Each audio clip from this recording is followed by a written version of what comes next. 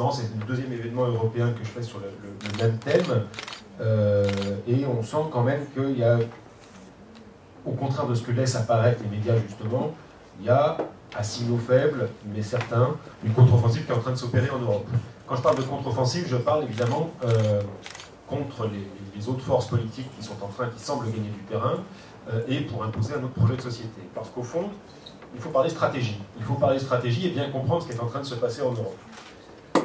Si on parle de crise aujourd'hui en Europe, on a raison, mais il faut bien l'entendre comme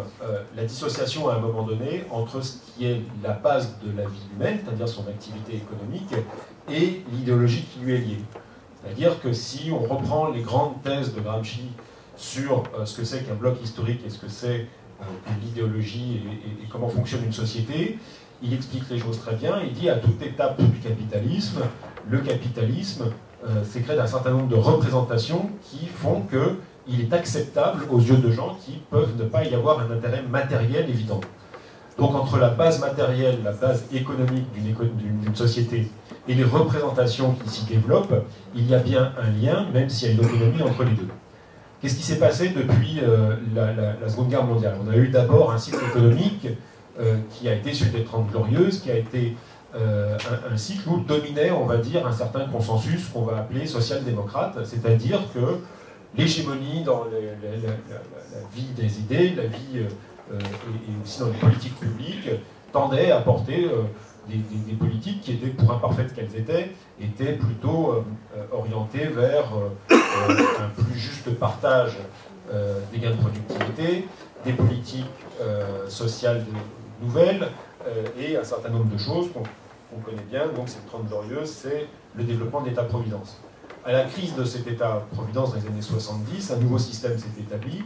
qui est celui du néolibéralisme et qu'on a vu avec Thatcher et Reagan. Et Thatcher en est un exemple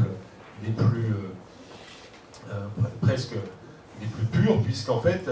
elle allie dans son attelage idéologique à elle des réponses à la crise qui sont en tout point en rupture avec ce qui était le consensus des 30 Glorieuses. Et elle commence à expliquer que l'État social, ça n'est pas bien, que ce qui hier était une dépense utile pour la société est en fait une dépense néfaste pour la société, que l'argent public n'existe pas, que la société n'existe pas, et s'établit le règne du thatcherisme. Mais il se trouve que des gens en Angleterre, Thatcher a toujours eu un électorat populaire très important, qui n'avait pas un intérêt matériel évident à ce que Thatcher gouverne et à ce qu'elle mène ses politiques jusqu'au bout. Effectivement, la xénophobie fait partie des raisons, l'organisation d'un discours xénophobe, le fait de se considérer comme un bon Britannique, ce type d'éléments présents dans la société a été activé par Thatcher dans un sens qui leur faisait accepter un système inégalitaire et néolibéral. Alors, le néolibéralisme s'est adapté selon les sociétés, selon les pays de manière différente, parce qu'il y a évidemment des points communs. On le retrouve évidemment chez Reagan et Thatcher, on peut le retrouver d'une certaine manière un peu après avec l'Italie de Berlusconi. En France, c'est un problème un peu particulier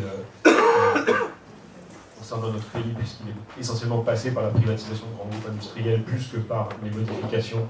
du marché du travail ou des choses qui touchaient directement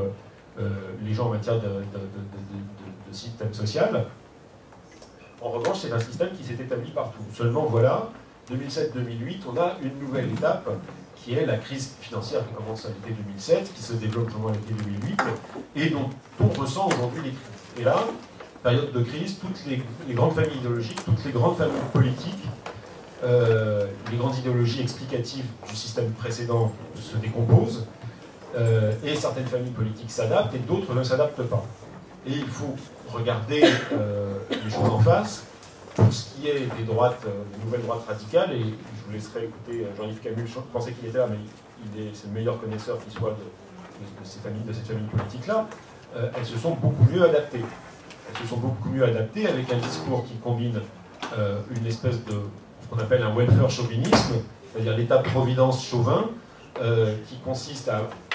affirmer qu'on va défendre l'État social, comme le fait Marine Le Pen, comme le fait le FPE, ou comme le font un certain nombre de partis xénophobes et des nouvelles droites radicales en Europe, la Ligue du Nord, etc. et qui allie à cela un discours autoritaire,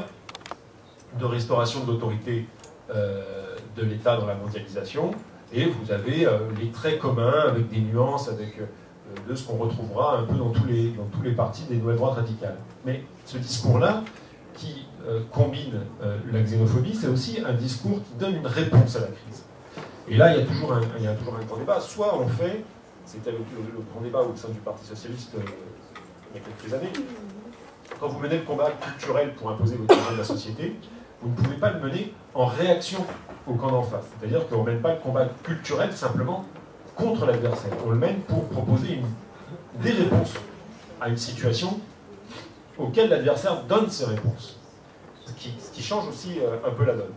C'est-à-dire que quand on regarde bien les nouvelles droites radicales en Europe, elles ont certes, dans ce qu'elles articulent, des éléments de xénophobie, des éléments d'autoritarisme, mais elles ont aussi des éléments qui consistent à activer chez un certain nombre de leurs électeurs, c'est le cas depuis les origines, c'est le cas du Front National de Marine Le Pen, on le voit bien, à activer une forme d'hostilité à l'évanescence du pouvoir politique et à rappeler que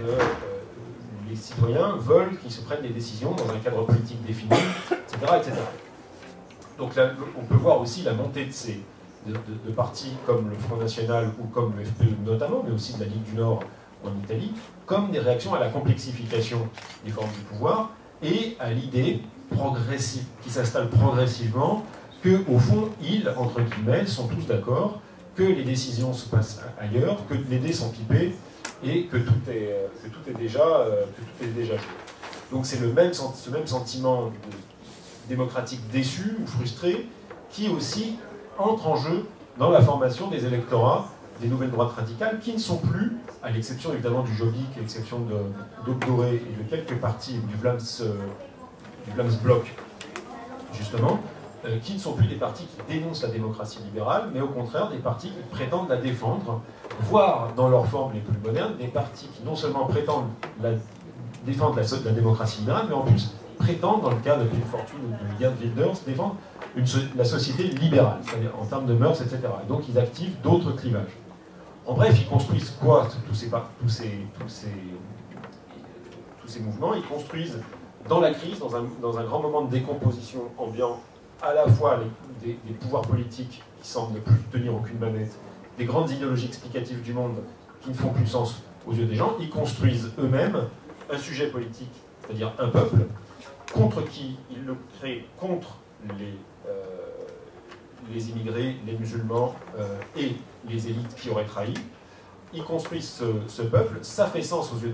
des électeurs, et en face, il n'y a aucune stratégie, on va dire, cohérente de la social-démocratie. La social-démocratie, c'est le cas en France, c'est le cas dans beaucoup de pays, elle réalise des choses, il y a des mesures qui sont prises, mais ces mesures ne s'inscrivent pas dans un grand récit, et elles parlent de politique publique, mais elles n'inscrivent jamais ces politiques publiques dans un grand projet politique avec un grand P. En gros, ce qui manque, et c'est la question nouvelle qui se pose à nous, c'est comment on crée un sujet politique qui soit un peuple et qui ne désigne pas comme autre, comme eux, les immigrés, les musulmans, etc., mais au contraire qui déplace la frontière politique pour intégrer sur une base démocratique, sur une base progressiste, sur une base égalitaire, les citoyens qui ont envie de former un nous contre le eux, c'est-à-dire, en général, alors on appelle ça les 1%, la caste, comme en Espagne, l'oligarchie, comme en Espagne encore, ou en Grèce, etc. Mais le nous et le eux doit être dressé dans un cadre non pas ethnique comme l'extrême droite, ou ethno-autoritaire, mais dans un cadre démocratique, pluraliste, égalitaire, et qui cherche à définir la majorité qui ne profite pas, voire qui est la victime de l'évolution du système économique, contre ceux qui en sont les bénéficiaires objectifs et qui détiennent les leviers du pouvoir. De fait, on ramène dans le cadre démocratique et égalitaire, dans le cadre progressiste, la question du conflit politique, et on se donne une stratégie qui soit une stratégie potentiellement gagnante. Alors évidemment, ça suppose que pour les forces progressistes, il y ait une mise à jour de leur logiciel, c'est-à-dire, en gros, est-ce qu'on peut mener une stratégie gagnante dans le cadre de l'Europe actuelle en s'attachant soit à dire oui à toutes les mesures, les grandes mesures qui ont structuré les politiques publiques jusqu'ici, c'est-à-dire le commerce international, le droit de la concurrence,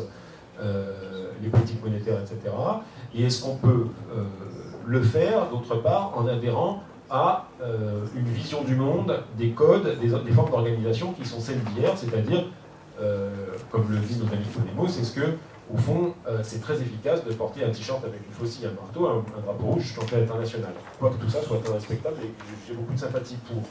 Ça pose deux questions, ça pose la question du projet et de l'horizon, ça pose la question des manières de s'adresser aux gens. Et là, une fois de plus, il y a une vraie question. Il faut constater quand même que l'actualité nous donne des clés pour agir, parce que quand il y a certes l'Espagne, mais ce qu'on entrevoyait jusqu'ici, ce que peu entrevoyaient, c'est que par exemple nos amis wallons, et ça vient d'être dit, mais il se passe des choses intéressantes en Belgique, et que les prises de position de Paul Magnette devant le Parlement wallon sont le signe qu'il y a une bascule qui est en train de s'opérer, et que, effectivement, votre sondage le dit, mais il y a fort à parier que la droite et les droites radicales n'ont pas gagné en Europe, et que il suffit, mais la mise en place d'une stratégie efficace et bien pensée face à tout cela, d'une nouvelle explication du monde, de nouvelles formes d'organisation et d'encadrement de la société un peu novatrice et démocratique, pourront contrecarrer l'offensive des droites. Voilà pour l'essentiel. Je pense que l'importance effectivement de penser maintenant stratégie, de se dire quel est le but à atteindre, comment on fait, de désigner l'adversaire, et que de cette manière-là, demain nous appartient. Merci.